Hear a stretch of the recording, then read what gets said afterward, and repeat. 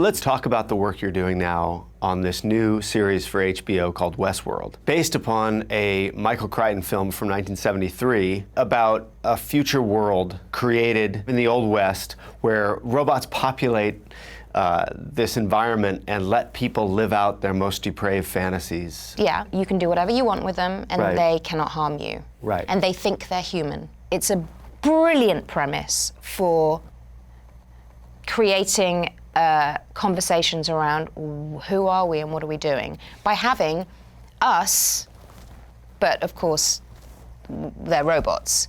So it's like having two versions of humanity that is self-aware and humanity that's lost. And I would argue that our showrunners are making claims that the humanity that is programming the robots, so the real world that they're creating, are more lost than certainly the robots. The robots know exactly who they are because they've been programmed. And that's the hook, and it's freaking awesome because it means that we can look at our behavior, the worst side of human behavior, and through the stories that we tell with each episode, we're really, really asking those questions. So the big questions, though, I loved the idea of it, because it just felt like to play the robot, I had to play the most empowered, entitled, straightforward version of who I could be.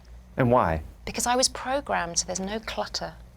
I'm just, and I play Maeve, who's the madam of a saloon, and I've been programmed to know exactly what your desires are. That's right. And I can tell from the way your eyes move, I can tell from the way you're breathing, I can smell your anxiety in order to be able to evaluate very quickly what you want from a sexual partner. And also there's this aspect of the show that looks at the enjoyment that we get from watching this level of evil. It's absolutely not about the enjoyment.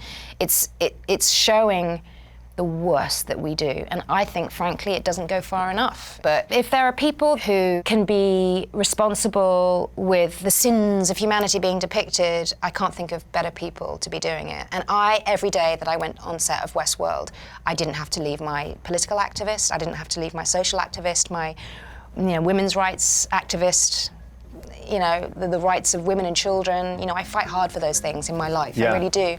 And I was that person every day while I was at work.